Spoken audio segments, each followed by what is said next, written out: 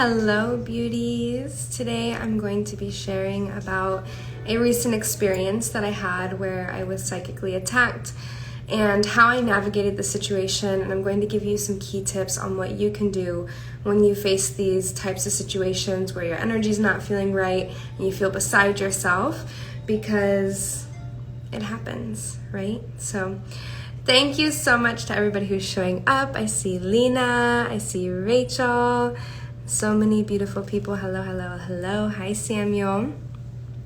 So psychic attack is something that will happen if you are somebody who is showing up for the light, if you are showing up in a spiritual light, if you are showing up embodied in your personal power. This is something that can happen. And the more that we know how to protect ourselves, and the more that we know how to resource the energy around us, the people around us, to cultivate a greater vibrational field that can protect and prevent psychic attacks, the better off we'll be in our life mission. And although these situations are really tricky and hard, they happen for us in a way that teaches us how to anchor our sovereignty and how to really ground in our personal power. So yes, they can be scary. Yes, they can be extreme, but this is actually an opportunity for us to resource our divine sacred union with God, with spirit, and how to cultivate an energy field of holiness. So thank you to everybody who's showing live. I feel your love. I feel your energy. Thank you so much. And we have a lot of people who are definitely going to be listening to the replay too. So hello. And during this conversation, you are free to ask questions. You are free to engage through the comments. And at the end of this live, I will be taking the opportunity to answer one question specifically that feels in resonance. So if you want that opportunity to ask a question, and if this topic is really alive for you, and maybe you've gone through this yourself many times, stay to the end and you'll have the chance for me to answer a question, okay? So I want to begin with talking about what happened, okay? So I shared with some of you guys in my stories last week that I was psychically attacked as soon as I got into California to lead the Temple Priestess Retreat. And it was really subtle and really intense, and it was such a powerful experience that to not share it with you guys felt like a disservice. Because I know that many of you are light workers who follow me, and this information can really help you in your experience as you go out and you do your big magic in the world. So before we begin that, I just want to take a moment and conceal our sacred space here that we're engaging with together through this beautiful internet portal. We ask the Divine Mother Sophia Consciousness to conceal this sacred container with her concentric circles of light, to profoundly protect us in this conversation, and to channel through me to deliver the highest, most intact message possible to support these people who are tuning into this message in their prevention of experiencing psychic attacks. May we be protected. May we be guided. Thank you, thank you, thank you. Okay, we are ready. So, as soon as I landed into California, of course, the fires are really intense right now. I flew into Sacramento. There was smoke. The air felt dense. And immediately, this flared up my nervous system.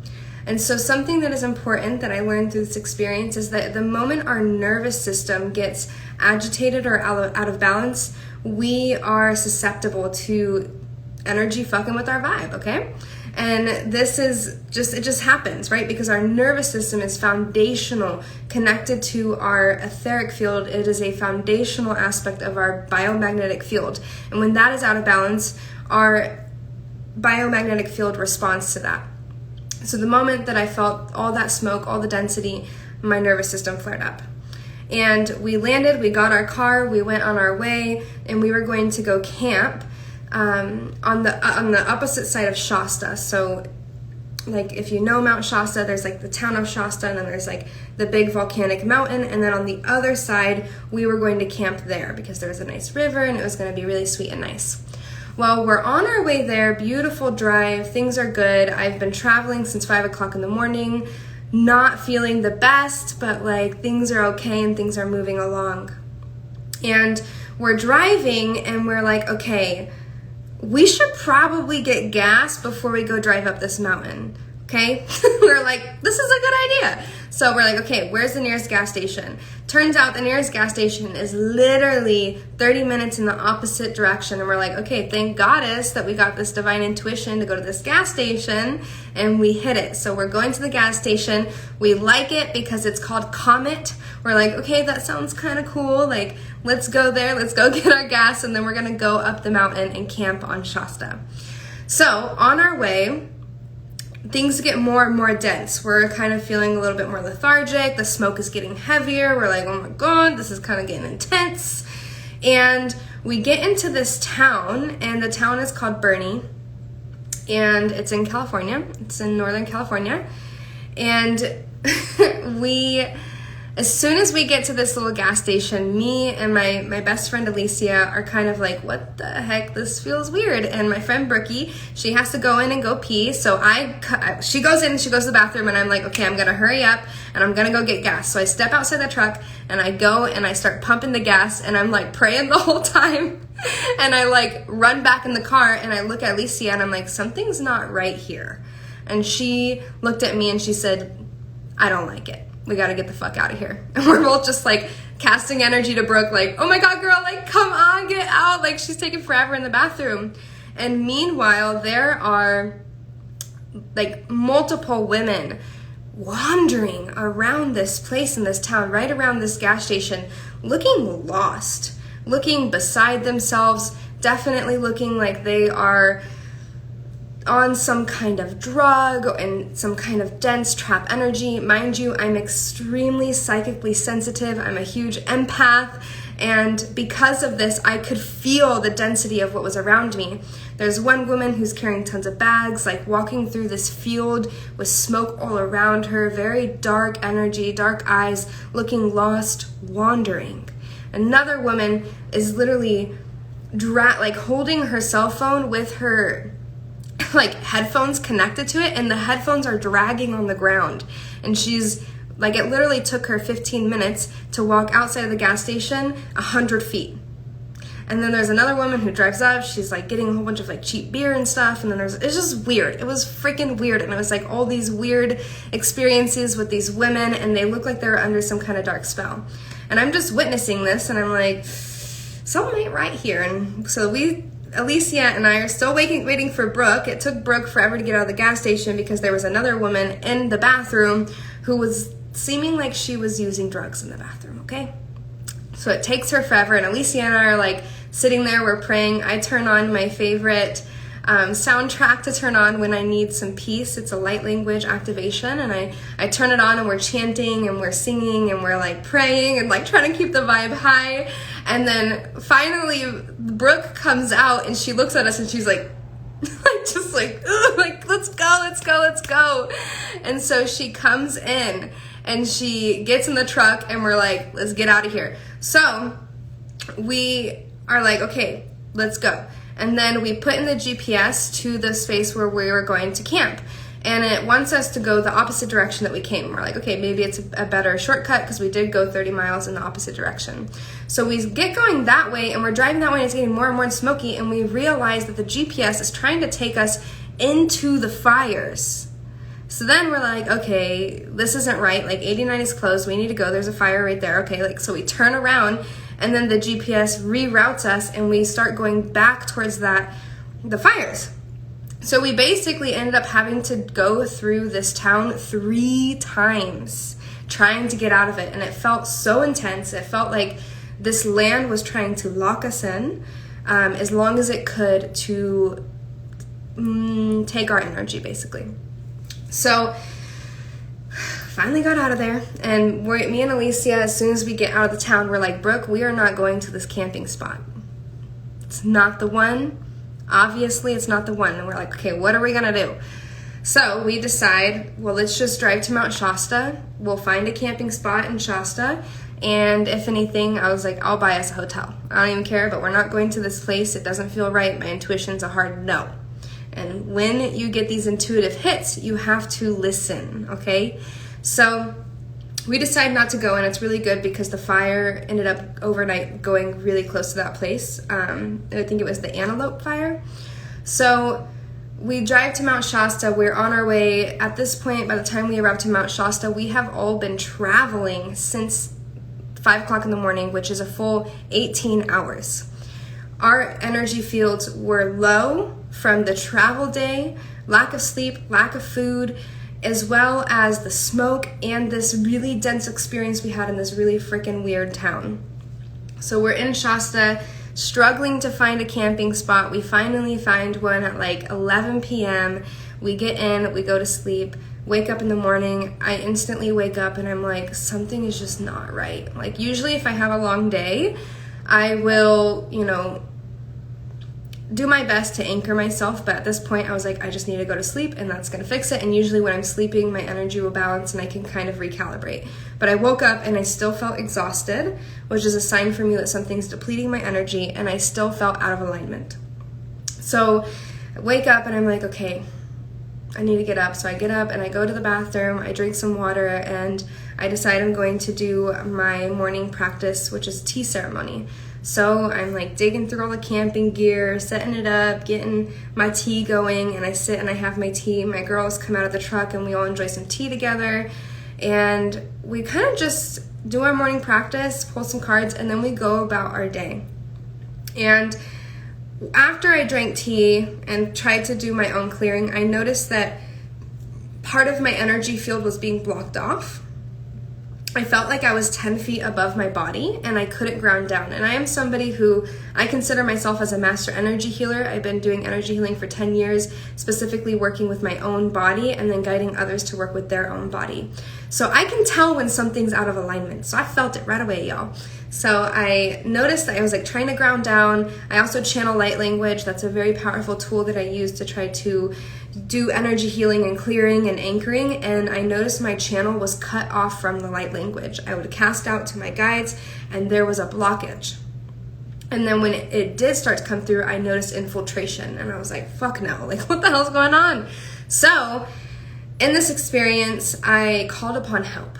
And this is a key thing to do when you are psychically attacked, because a lot of times your own energy is being siphoned, so it's going to be hard for you to do this all on your own. So I call upon help. And I called upon help to a dear sister, Madison, who is a profound psychic healer. She works in the quantum field. She is so powerful. I feel so blessed that she gravitated into my life because she has monumentally helped me in the past couple of months, and this experience really for me was a testimony of her power. So I hold great respect to her, and if you're interested in her work, please reach out to me and I will. Second. Is everybody still there? Okay, I see you. So I call upon Madison and she is like, yeah, something's not right. I'm getting the message to stay out of the field today, so let's connect tomorrow. And I was like, okay, that works.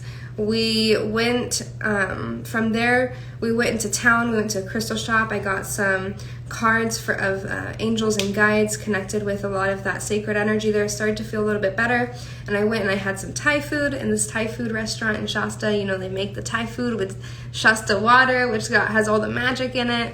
And I really started to feel better. I connected with a friend in Shasta, Steven, had lunch with him and felt a lot better, and was slowly starting to feel better, but still not all the way there. At that point, I was pretty much just like managing my energy field and kind of, doing my best to anchor it down, but didn't have the capacity to fully magnify and rid off whatever was attached to me. So from this experience, I want to share that we then went to the headwaters in Shasta, where the spring from the Shasta water comes straight out.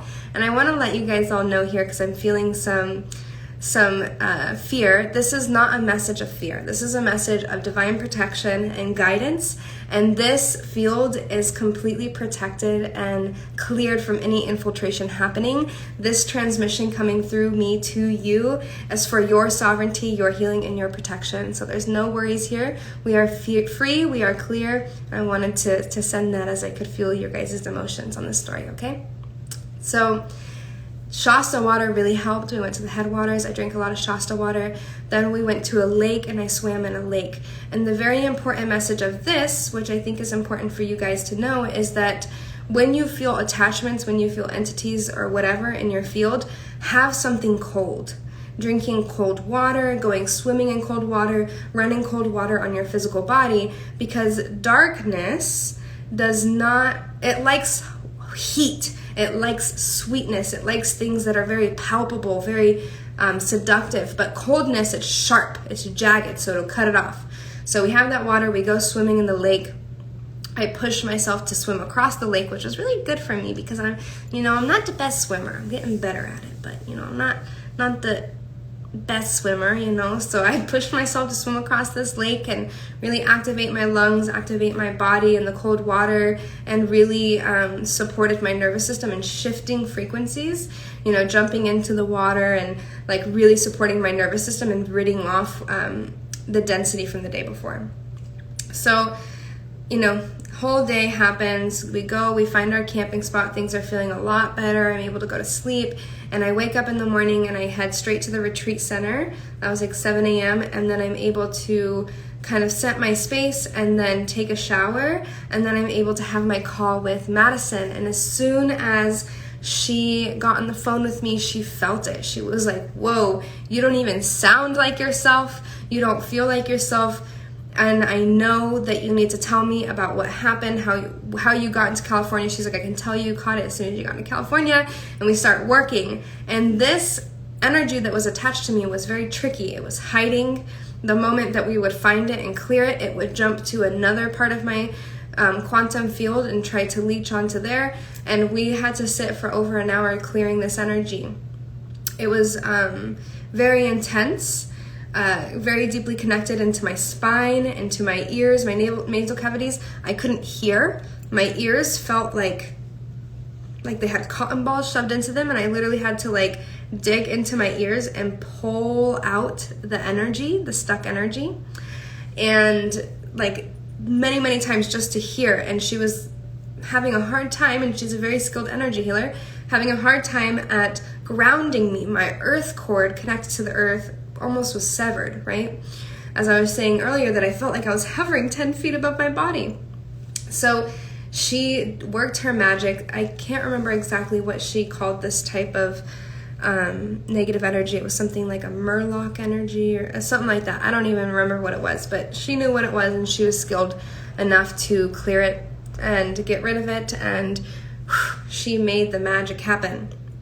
So from that experience, after she cleared the energy, and I can't go into all the details because it was just, I was in such a state and she was working her magic. But afterwards, she said, you're going to begin to feel more and more like yourself in the hours to come. And we said a prayer to the land. I called upon the grandfather spirit of the land, the animal medicine of the bear to hold me and protect me, as well as the elementals, the fairies, to support in attuning my vibration before the retreat starts, so that the moment her and I got off the call, I could go into the bath, bask in flowers, and receive medicine from the elemental spirits of the land to finish constructing the healing and anchor me back into my body. And then I was able to go in and have ample time, 5 hours, to get ready for the retreat. I sang, I danced, I gridded the space, and I felt like myself again. And it was so beautiful and intricate in the way that this whole experience happened, so that by the time the women showed up at the retreat, I was like me. And I was more anchored in my sovereignty and my truth and my soul-led mission than before, because I had gone through this experience. And that is so beautiful. And that's why I say that these types of experiences do happen for us in really mysterious ways. When I asked her, I was asking my guides through her, I was like, why did this happen? I was doing the most to try to protect my energy that day and keep my channel clear. And she said, what did she say? She was like, there's nothing like an interesting start to a profound experience. And I just took that and I ran with it, and I felt so embodied the whole time. So this experience, I wanted to share it with you guys to further push the message that when you feel like you are psychically attacked, you feel oppressed, you feel like you have attachments on you, in whatever way, shape, or form, you're struggling with something on an energetic level, call upon support. That is the key message here. What to do when you are psychically attacked. Call upon support to somebody that holds the utmost integrity in their ability to clear energy, somebody that is sophisticated in this path, somebody who knows what they're doing. And the reason why this is so key is because I could have tried to keep doing it on my own. I had 2 sisters with me that were skilled energy healers, right? And I knew that they couldn't really do it because they were struggling with their own stuff. I was the main person that it leached onto because I had a very powerful and brave mission that I was going into and leading so it could infiltrate in that experience, right? But going to Madison was key. My channel immediately told me, when I asked, okay, what do I need? Ask for help. Okay? And this goes for any time that we are in a very hard situation. Maybe it's not necessarily a psychic attack, but you're feeling beside yourself. You're feeling lost. You're not feeling empowered. Call upon support. Okay? We are in this together. And I feel honored and blessed to be cultivating a legion of temple priestesses who are skilled in their ability to clear energy in this way. I am honored that I am skilled to clear energy in this way for myself, but even more importantly for the people around me. Healers need healers. We all need each other, okay? And so in these times and these experiences, because it happens, it does. You could be the holiest of holy, highest of high person, and this stuff is still going to be happening because you're here to anchor heaven on earth. And the forces that are trying to dismantle heaven on earth, what are they going to do? They're going to try to infiltrate those of us who are anchoring heaven on earth, okay? So call upon support and do your best to regulate your nervous system. Because like I said, the way that this energy was able to come into me was fear. And so the best thing that we can do to protect ourselves against psychic attack, against density, is to regulate our nervous system. Drink water, get ample amount of sleep, take time to rest. Nourish yourself, nourish your energy field, nourish your nervous system. And the moment you feel one of those out of alignment, do something to soothe it. Okay? All right, so I have about max 5 more minutes here, and I would love to take a question from any of you who have a question for your own experience, or there's something you want to share or you want me to explain further on. Go ahead and take a moment to ask this question, and I will be happy to answer. And thank you so much to everybody who has consistently been listening to this live. This felt really good to share. And the very cool thing is that this experience helped me show up even as a bolder, more magnetic leader at this retreat. We had some serious energy we were clearing from past lifetimes. We had entity removals that I did and I supported sisters through. So this was a very intense retreat, and I needed to have my energy channel squeaky clean, and this opportunity supported me to get it squeaky clean. So it was just so dope to see the way that it all came together and how it actually supported me in my leadership. Alrighty, so if anybody has any questions, please ask away. Oh, I'm so happy this has been beneficial for so many of you. A lot of you are saying that you've been through this recently, that you know how this feels. So you're not alone in that, right? Even those of us who work so hard to keep our energy clear. I go to my morning practice every single day. I spend an hour or more in my energy practice. I don't eat foods that aren't good for me. I keep roses around me all the time because they're the highest vibration. I do everything I can. I hold sacred jewelry of attunement to anchor higher frequencies. I protect my crown chakra. I wear colors that radiate my auric field. Okay, so I do the most, and it can still happen, right? And the reason it can happen is in those times where our nervous system is not regulated, where our nervous system is on edge, and things can come in. So please, if you want to protect yourself, regulate your nervous system. And the intense thing about this is that we, the grids on Earth right now are fucking hard.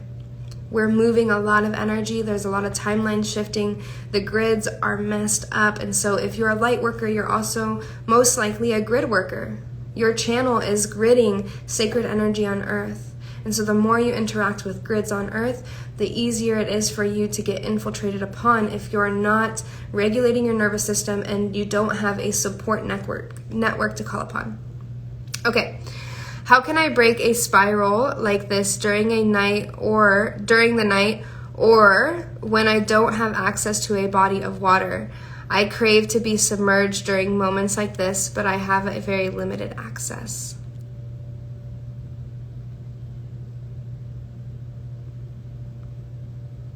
Okay.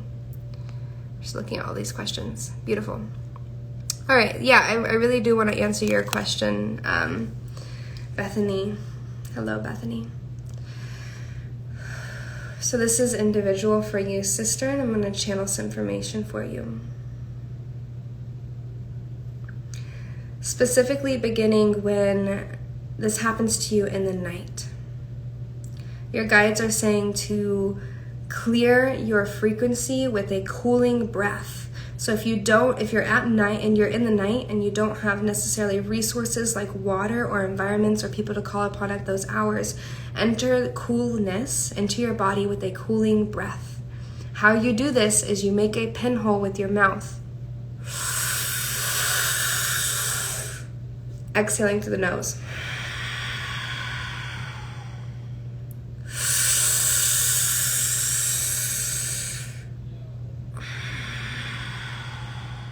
So this cooling pinhole breath is going to bring coolness into your body, and you want to wire that coolness as deep as you can into your womb, into your low belly, into the pelvic floor, and imagine that this cool air is circulating and running through your body to keep it calibrating to a neutral frequency.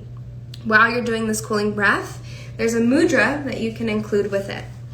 You're going to inhale with the cooling breath with all 5 of your fingers coming together to bring unity.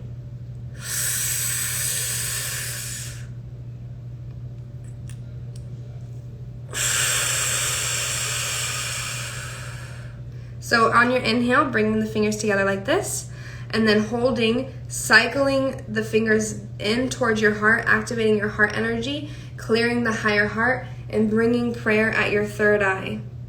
And then exhaling through the nose. And this mudra with this breath will regulate your energy. It'll bring coolness into your breath.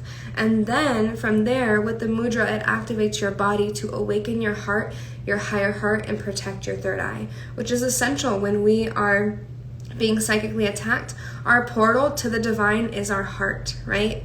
Our timeless portal is our heart. Our sacral energy is where we harness divine union with goddess, with God, but our heart is that timeless portal where we can connect to the infinite, where we can call upon anything we need. So bringing that all together, calling in unity with this mudra, cycling it in, activating the higher heart, and bowing at the third eye to protect your divine witness, cooling it with down with the breath. That is the best thing that I can offer you in this experience. And if you don't have a body of water, all you need is a shower. If you don't have a shower, do that breath. But those are my key tips. And then, of course, if you still are feeling off, don't just do this and think like, okay, I'm good. Feel. Attune to your center. Feel, am I really good right now? Is there more work that needs to be done? And if there is more work to be done, go ask for help. And us sacred healers, I mean, we need money to survive, right? Like, I can't do this work for free because I have bills to pay. I have a life to lead and to live, right? So you're gonna most times have to have energetic or monetary exchange for this, but don't let that stop you from getting from what you need, because I promise you, investing in your vibrational alignment is going to be the biggest peace and prosperity that your energy field needs to get through times like this. Okay, I love you guys. I must go. It was an honor to share this with you, and I am truly, truly, truly grateful to be a light worker on earth with all of you and to be anchoring heaven on earth with all of you. Thank you so much for listening to this conversation. If this conversation moved you, if it activated you, I ask you to share it with somebody who could really value from this information, whether that's your community, whether that's a loved one, a family member. Please share it, because we all need to know what can happen, how easy infiltration can happen, and how to protect ourselves, but also how to clear it when it does happen, because it can happen. It can happen, right? So the best thing we can do, I'm going to rephrase it again, regulate your nervous system. Second thing to do, call upon help. If you do those two things, you are crystal clear, baby. I love you guys. I bow down to you, and I'll see you on the other side.